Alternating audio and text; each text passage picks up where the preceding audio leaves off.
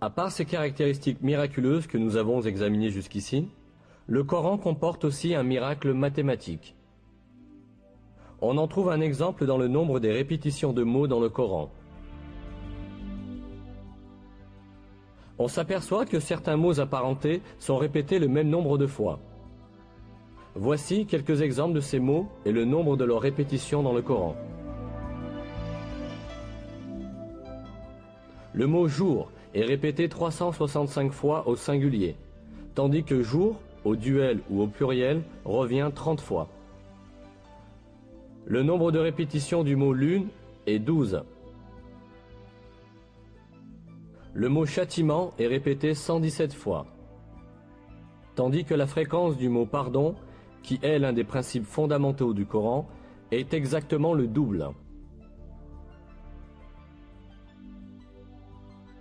Les mots monde et au-delà sont aussi répétés le même nombre de fois, 115. L'expression « sept cieux » est répétée 7 fois. La création de cieux revient aussi 7 fois. Le mot « iman » foi, sans génitif, est répété 25 fois dans tout le Coran, de même que le mot « kufr » mécréance ou négation de la vérité. Le mot « zakat » est répété 32 fois, et le nombre de répétitions du mot « miséricorde » est aussi 32. L'expression « les vertueux » est employée 6 fois, tandis que les libertins est employé moitié moins souvent, c'est-à-dire 3 fois. Être humain est employé 65 fois, et on obtient le même nombre en additionnant le nombre de fois où sont mentionnés les stades de la création de l'homme.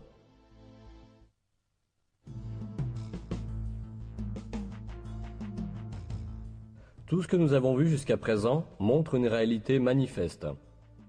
Le Coran est un livre si extraordinaire que tout ce qu'il rapporte s'est avéré vrai, et que des faits que nul n'aurait pu connaître à l'époque ont été annoncés dans ces versets.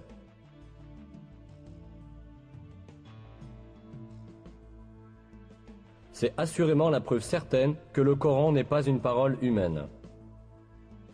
Le Coran est la parole de Dieu, l'auteur de toutes choses, le Tout-Puissant dont le savoir s'étend à toutes choses.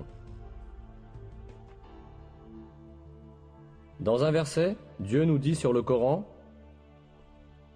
« S'ils provenaient d'un autre que Dieu, ils y trouveraient certes maintes contradictions. »